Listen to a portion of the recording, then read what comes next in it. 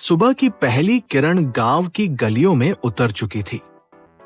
चिड़ियों की चहचहाहट से माहौल में एक सुकून सा घुल गया था। गांव की उसी कच्ची जमीन पर एक सादी सी झोपड़ी में रहता था हरिया।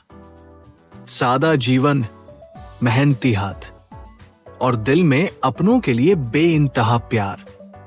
हर सुबह उसके लिए एक नई उम्मीद लेकर आती थी। हरिया एक गरीब किसान था। वो अपने छोटे बेटे सोनू के साथ रहता था। सोनू की मां का देहांत उसके बचपन में ही हो गया था। तभी से हरिया ने ही मां और बाप दोनों का फर्ज निभाया। हर रोज सुबह हरिया खेत जाता, सूरज से पहले उठकर मेहनत करता, ताकि उसे और उसके बेटे को कभी भूखे पेट न सोना पड़े। पूरे दिन खेतों में काम करके थकाहारा हरिया अपनी झोपड़ी की ओर लौट रहा था। हाथों में हल था और मन में सिर्फ एक सवाल, कब सुधरेगा ये जीवन। रात का खाना खाकर हरिया अपने बेटे सोनू के साथ चुपचाप बैठा था। तभी सोनू हरिया से, बाबा, मैं कब स्कूल जाऊंगा? मुझे पढ़ने का बहुत मन करता है।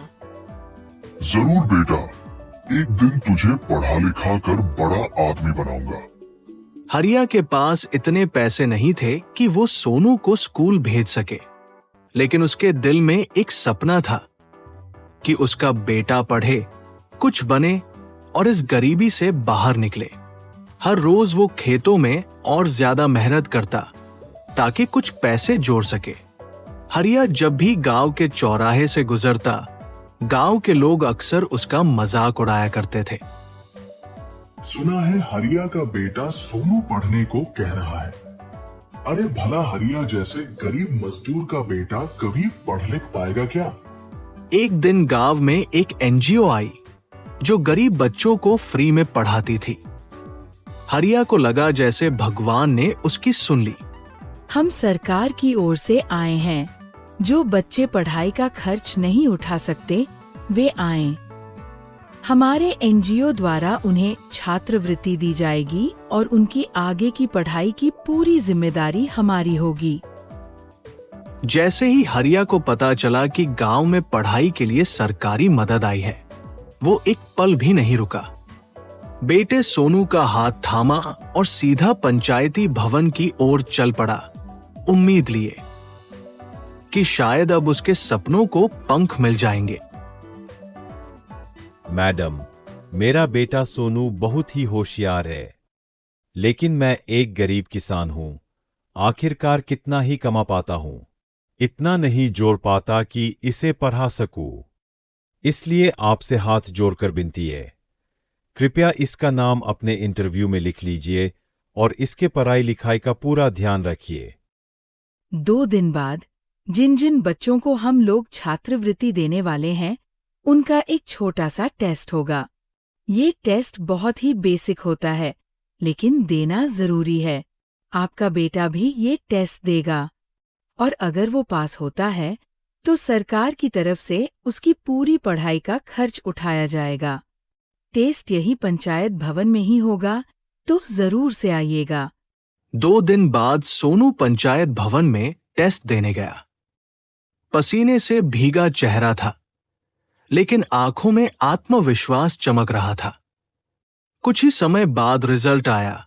सोनू पास हो गया। उसका नाम एनजीओ की सूची में दर्ज किया गया। अब उसकी पढ़ाई का सारा खर्च सरकार उठाएगी। हरिया की आंखों में पहली बार एक सच्चे सपने की चमक थी। सोनू बहुत तेज निकला। वो दिन रात मेहनत करता, किताबों में खोया रहता। हरिया जब सोनू को पढ़ते देखता तो उसकी आंखें भर आती। कई साल बीते। सोनू ने गांव के स्कूल में टॉप किया और शहर की स्कॉलरशिप पाकर कॉलेज में दाखिला ले लिया। अरे सुना है, हरिया के बेटा सोनू के कॉलेज में दाखिला मिल गइल बा।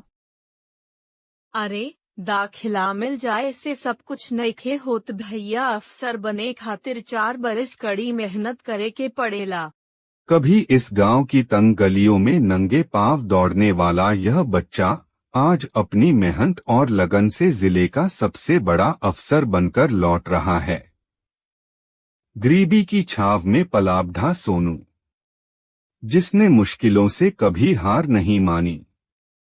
आज वर्षों की पढ़ाई और संघर्ष के बाद वो अपने गांव सीमापुरी की धरती पर कदम रख रहा है, सिर्फ अपने सपनों को पूरा करने के लिए नहीं, बल्कि इस गांव के हर बच्चे को ये दिखाने के लिए कि सपने सच होते हैं अगर हौसले मजबूत हों। अगर आज मैं यहाँ खड़ा हूँ तो सिर्फ अपने बाबा की वजह से। उन्होंने कभी हार नहीं मानी, न खुद के लिए न मेरे लिए। हरिया अब बूढ़ा हो गया था, लेकिन उसकी आंखों में चमक थी। उसने साबित कर दिया था, अगर इरादे मजबूत हों तो गरीबी भी हार जाती है।